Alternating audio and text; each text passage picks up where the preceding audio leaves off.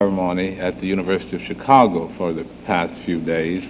And since the university had had such an extensive set of lectures and seminars, we thought we would not have a more prolonged or extensive ceremony here at the laboratory, but we did think it would be useful and indeed fitting to do something here at the laboratory in commemoration and celebration of that event.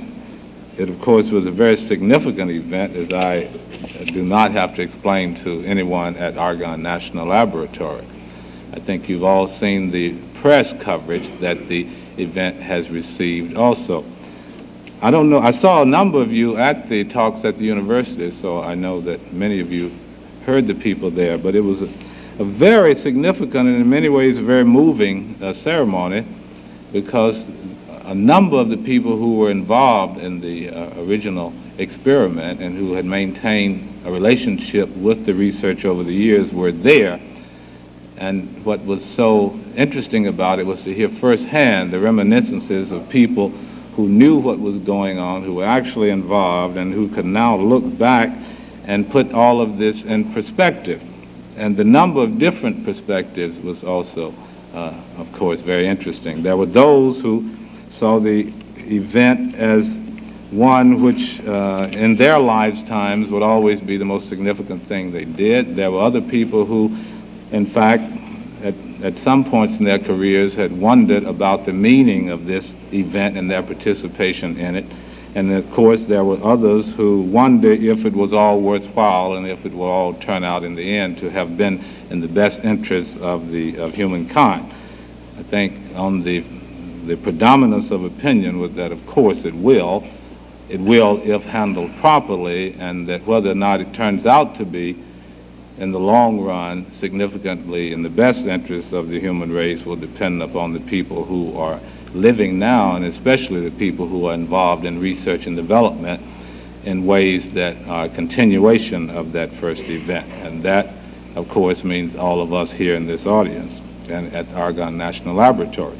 So what it was a reminder of how important and how significant the continuing research and development in which we are engaged is to the nation and the world. And equally an important reminder, I think, to me at least, and all of us, that we have to be continually thoughtful about not only the work we do, but the consequences of it. I found it a very significant occasion. Another thing that came through was that many people spoke about how long it had been, 40 years had passed, and the number of years that had gone by. What was so striking to me was how short a time 40 years is. There were people who were involved in the experiment who were there, healthy, vigorous, still working. In their lifetime, they've seen the city of Chicago go from being black with coal smoke to being powered by a source of energy that many of them were at the beginning, well, all of them there were in on the beginning of discovering and harnessing. To see something like that happen in your lifetime must be quite a moving event. So it was a good ceremony. We have some people here at the laboratory, of course, a number who were present in the early days and a few who are still working who were actually present at the great event. This year, 5 current Argonne employees will receive their 40-year service awards. In addition to working almost a lifetime at Argonne, these awards also clearly go to people who were started out at the Met Lab, because Argonne, as a national laboratory, is not 40 years old itself.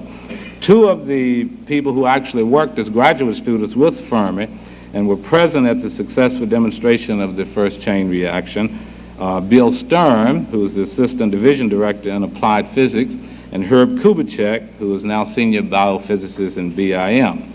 I'm going to ask them to say a few words in a minute, so I won't ask them to stand now. Bob Johnson, who is currently budget manager for the laboratory, and everybody knows Bob. Right? Some people even like Bob, which is, for a budget manager, is pretty good, Bob. Bob was an assistant scientist working in the room next to CP-1 on December 2nd, 1942. Other employees who can trace their careers back to the CP-1 project are Harold Lashoba, who is an instrument maker in Central Shops; Arthur Jaffe, senior chemist in chemistry, he started in 1942; Edwin Fudala, who is an instrument maker in Central Shops, who started in August of 42, and Ralph Bain, a chemist in chemical technology. I'd like those of you in the audience whose name I call, if you would stand. I'd just like for us to give you a round of applause.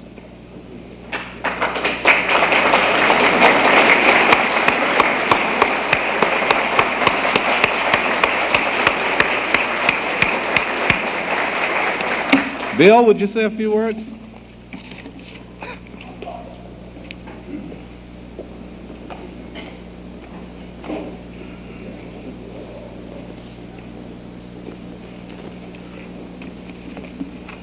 The secret of the first reactor.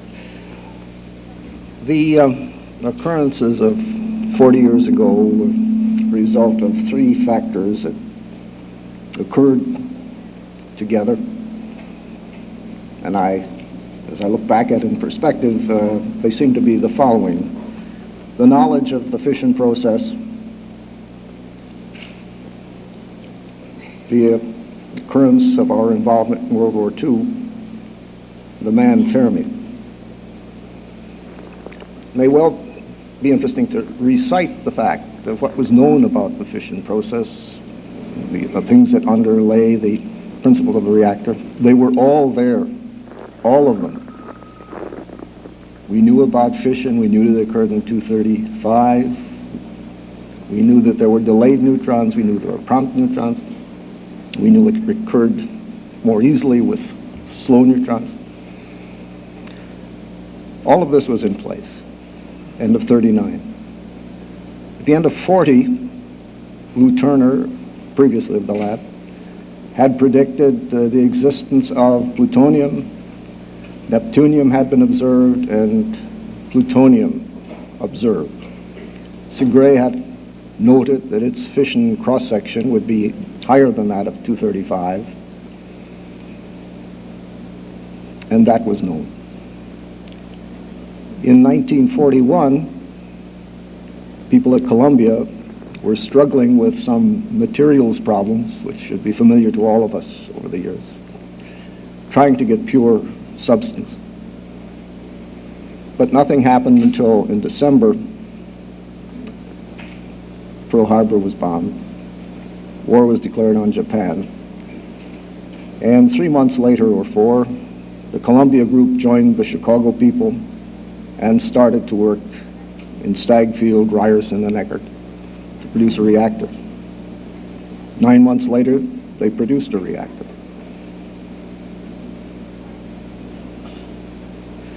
In a way, I'm often asked, did we have a perception of what all this might mean in the future? We knew that it was a serious business. We knew that the potential was great. I want to draw an analogy, I suppose, basically centered around the feeling of perception of the future. I think we can all visualize exactly, analogously, what was our perception of the future at that time, because we are at that place again.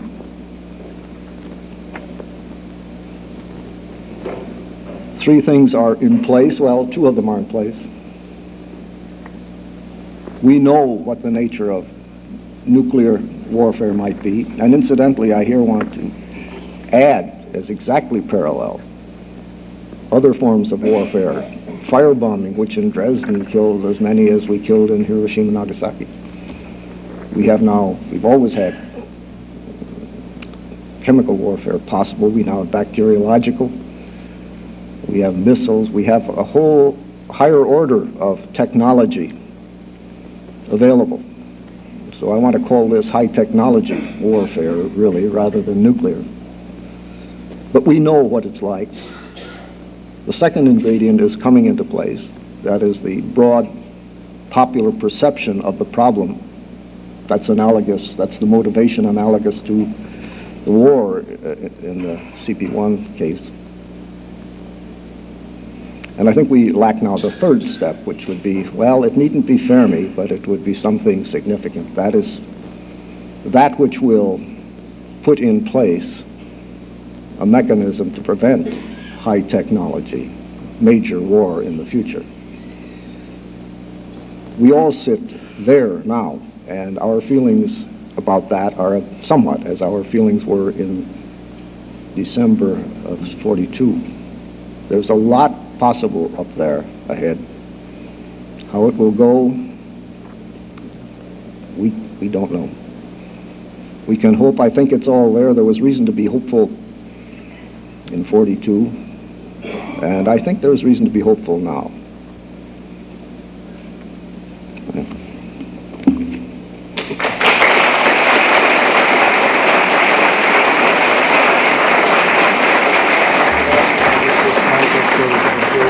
Very good. Would like to ask Herb Kubitschek to say a few words.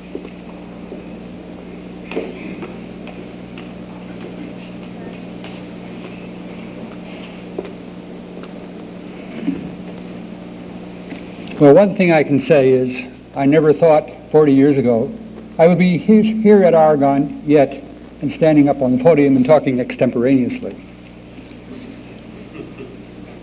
I don't look forward to another occasion in 40 years hence.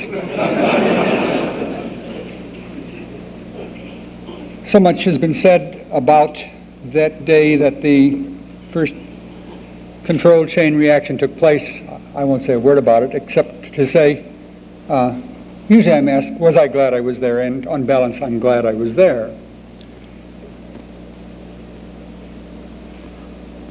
Those days and developments since those days, of course, have led to the political situation we are in now. And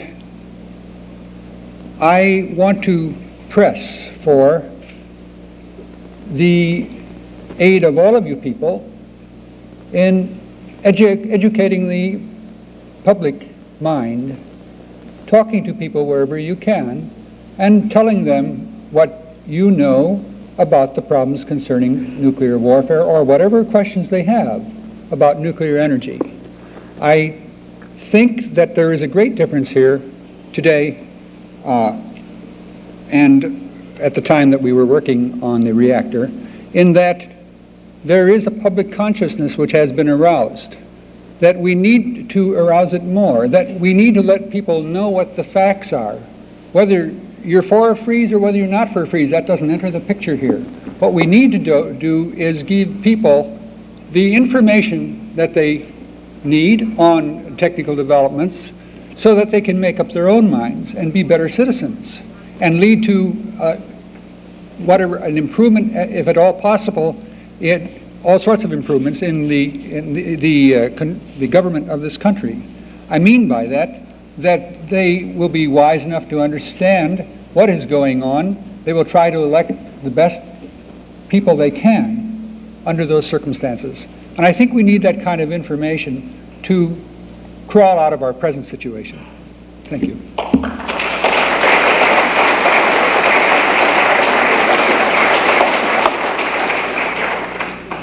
Thank you very much, Bill Sturm and Herb Kubitschek. As you know, we had asked Congresswoman Marilyn Boucard to come and address us on this occasion, and she had consented to do so. And she tried to come. Unfortunately, she was not able to be here. Quite often, when we do ask members of Congress to come, you have to keep in mind, and we always do, that the pace of activity on the floor of the Congress is quite often, usually not in their control, and quite often their presence on the floor of the House can be more important to us, in fact, than their presence here at the laboratory. That happened, you recall, once before when we invited Congressman Fuqua. He couldn't come, but at that time he was trying to defend the energy research budget, and he was successful in doing that. It's a similar occasion has arisen. Congresswoman Boucard cannot be here today because of action on the possible action on the Interior Appropriations Bill. She did, however, tape an address or a few remarks that we were going to play for you from Washington.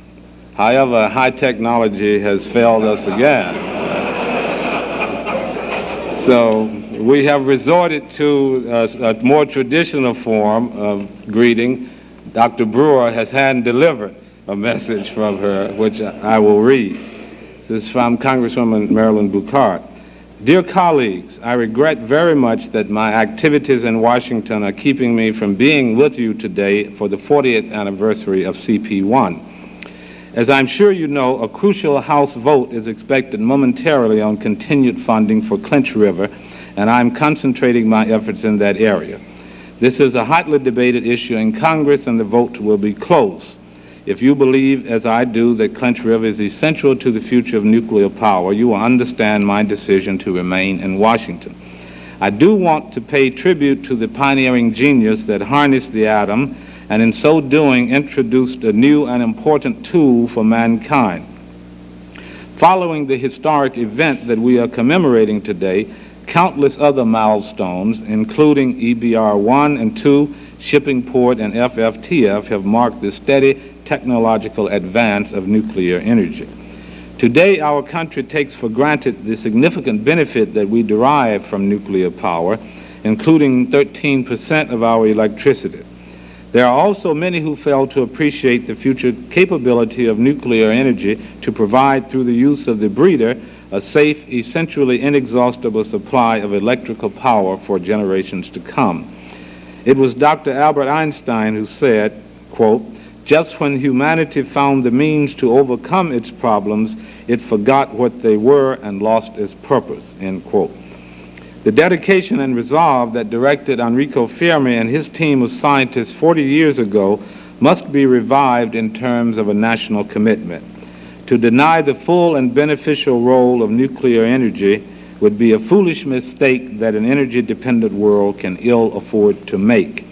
I congratulate those who organized this anniversary event and send you my best wishes for its success. Sincerely, Marilyn Boucard. We will extend another invitation and ask her to come back on a future occasion. I would like to introduce now Dr. Shelby Brewer. I think practically everyone at this lab at least knows of Shelby Brewer. He's the Assistant Secretary for Nuclear Energy in the Department of Energy. He's head of that part of the department that funds the largest share of the research and development at Argonne, and is a person we look to working with at the laboratory to carry out the aims of the nuclear energy program. A few words about his background. Dr. Shelby Brewer was nominated by the President on May 12, 1981, and confirmed by the Senate on June 19, 1981, as Assistant Secretary for Nuclear Energy. In this capacity, he is responsible for all reactor development and demonstration programs, including the U.S. breeder and converter reactor programs. The fuel cycle development for both breeder and converter systems. He's responsible for the management of radioactive waste and ultimate closure of the fuel cycle. Also for production of enriched fuel for both domestic and foreign markets, the naval reactor development and prototype operations, and unique applications of nuclear energy such as power isotopes and reactors for space missions. Shelby is a graduate of MIT with a PhD in nuclear engineering. And we're very pleased to have him here. As I said, he knows a lot about this laboratory, and we are very grateful for the support he has given us over the years. Shelby?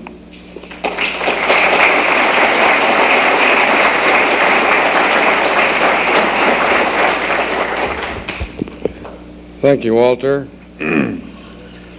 Dr. Massey suggested that I begin my remarks today with some humor. And, and the best joke that I could formulate that was in good taste is the statement that I'm from the government and I'm here to help you. I could spend an entire treatise on that subject alone, on the failure over the years of government policy and government management, on the lost opportunity in the 1960s for mobilizing Native American genius, on the lost opportunity for securing quickly a logistically complete nuclear fuel cycle aimed at ultimate deployment of breeder reactors. This opportunity, frustrated and lost by bureaucrats in Washington who micromanaged everything, including thought, bureaucrats who wasted a unique golden period of total political mandate and public confidence in the 1960s, bureaucrats who did not get the job done while the fiscal resources were unrestricted and while the political mandate and public confidence were intact. As a result, we today have to progress more with fewer relative resources and in an enormously more hostile environment. In Congress, with OMB, and with the public. But as I said, I could spend hours on this theme alone. This is a dignified occasion, and I shall not dwell more on revisiting what might have been, but I think you get my point. This occasion, this year marks, by some incredible alignment of the stars and by some imaginative public relations work, the 40th anniversary of CP-1 startup, the 25th anniversary of starting up Shippingport, and the 0th anniversary of the CRBR groundbreaking. The fission chain reaction was proved in principle 40 years ago. 15 years later, the time it now takes to license and construct a light water reactor plant, the first light water reactor came online at Shippingport. And 25 years later, construction has begun on Clinch River. The pioneers who designed and built CP-1 are indeed to be honored for setting us on a course so beneficial to mankind, but we have wandered from that course. The civilian nuclear scene that President Reagan inherited was dismal. Over 50 reactor plant deferrals or cancellations and no new orders since the early 1970s. A large, expensive, high-level waste management program devoted to studies and rendered impotent. Commercial reprocessing frustrated by federal policy and regulatory instability. And a large and expensive breeder program stalled out. All of this despite the fact that we have, over several decades, poured more taxpayers' dollars and more private sector investment into nuclear development than any other nation. All of this despite the fact that we have the largest and most mature technical and commercial infrastructure in the world. Civilian applications of nuclear power originated in the United States, but we were well on our way to becoming a nuclear banana republic when Mr. Reagan took office. On October the 8th, President Reagan issued a civilian nuclear policy statement which focused on a few major imperatives. There are 4 major policy objectives in the President's statement.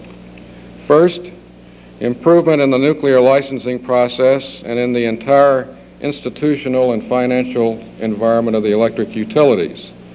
Second, swift establishment of a waste disposal capability. Third, demonstration of breeder reactor technology, including expeditious completion of the Clinch River breeder reactor. And fourth, stable long-term policies regarding commercial reprocessing. These 4 elements, when accomplished in the decades ahead, will round out and complete the full potential of the fission energy system. Could I have the first slide?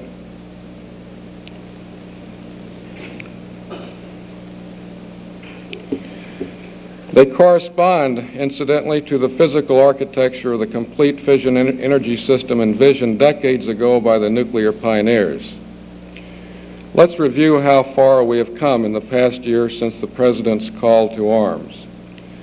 The President directed us to proceed swiftly toward deployment of a high-level waste management system, shown in the green to the far right, to solve the problem, not to perpetuate it.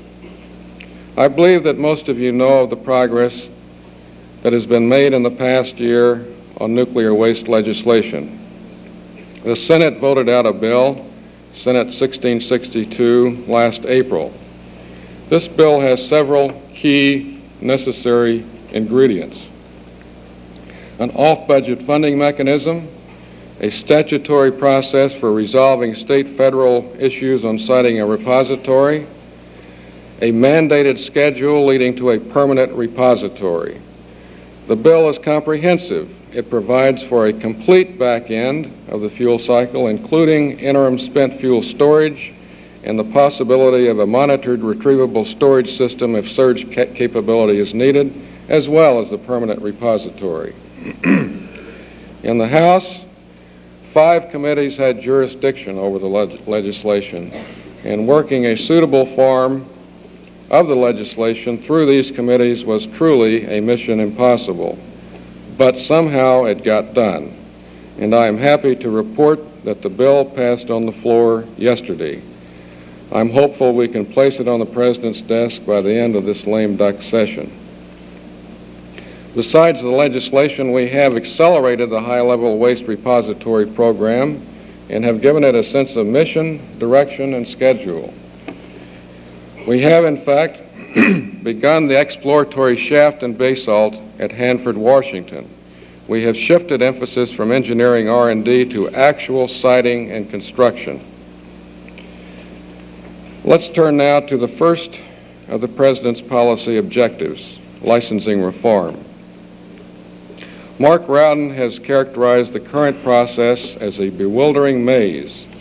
1 year ago, President Reagan directed the Secretary to give priority attention to streamlining the nuclear licensing process. Since then, we have developed recommendations, several of which will require legislation. This legislation will be a top priority in the 98th Congress. Reprocessing. 2 of 3 commercial attempts at reprocessing have been frustrated by vacillation in federal policy. President Reagan has lifted the ban on commercial reprocessing and has directed us to find ways to stabilize federal policy, to indemnify commercial investment in reprocessing against still another political or regulatory downturn.